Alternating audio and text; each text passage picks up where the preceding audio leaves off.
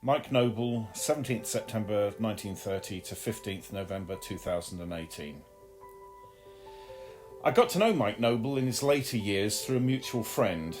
We took a few dozen original artwork pages on loan from an exhibition from his run on Fireball XL5 down to his bungalow in Balcombe for him to look at. It was the first time he'd seen them since he'd sent them by train to London to be published in TV21 in the mid-1960s. We spent hours poring over the stunning artwork, and even though he was always by far my favourite artist in TV21, it wasn't really until we spent so much time looking so closely at the originals that I started to fully appreciate what a wonderful artist he really was. Such attention to detail, as well as the obvious dynamics he brought to figurework and craft alike. The Assassination of the Kaplan, for instance, has a crown scene I've never seen bettered anywhere, beautifully rendered in the most exquisite line and wash.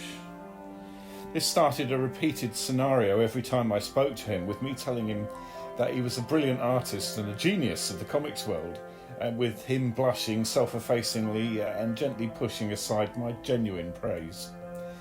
It's kind of curse for those who've gained some proficiency in any field. When people compliment you on the quality of your work, there's always the nagging internal voice that says, yes, but that's because you can't see all the faults. Well, whatever skills you have are never quite adequate enough to achieve the results you're after, and you can always see others getting better results. I think this was very true of Mike, and I was keen to impress upon him how widely admired he really was, especially among artists who'd grown up reading his strips, many of whom feel, as I do, that he was sometimes overlooked in comparison with the other two greats of that period, Frank Bellamy and Ron Embleton.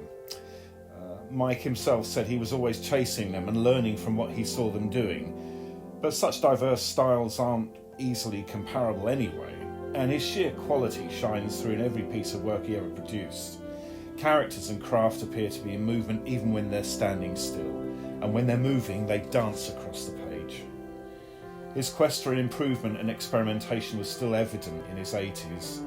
When we talked about my own moves to digital art, he was extremely interested in the process, and he asked if it would be possible to perhaps combine some of his own longhand art with some digital art of mine.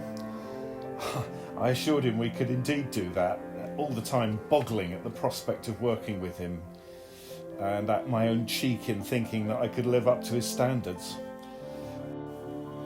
Anyway, this resulted in our joint 0x art print, which proved popular with Anderson fans and led to our subsequent collaborations on two recent Captain Scarlet projects. The box art for the Big Chief Studios Captain Scarlet 12-inch figure, and a poster for the network Blu-ray release of Scarlet.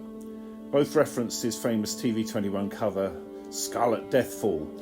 The poster was produced in his 87th year, in the nick of time, just before his health took a turn for the worse, and artworking became much harder for him. I'm so pleased those commercial commissions came along. It showed how much his work was still valued, and being part of them was one of the proudest moments in my own career. Although he'd not been in great health for last year, and was being looked after at a care residence near to his home in Balcombe, he remained cheerful and was working till the end, illustrating characters from Dylan Thomas's Under Milk Wood. It was a pleasure to have known him. He was kind, supremely talented, and a true gentleman. We're the poorer for his loss, yet the richer for the body of work he leaves behind.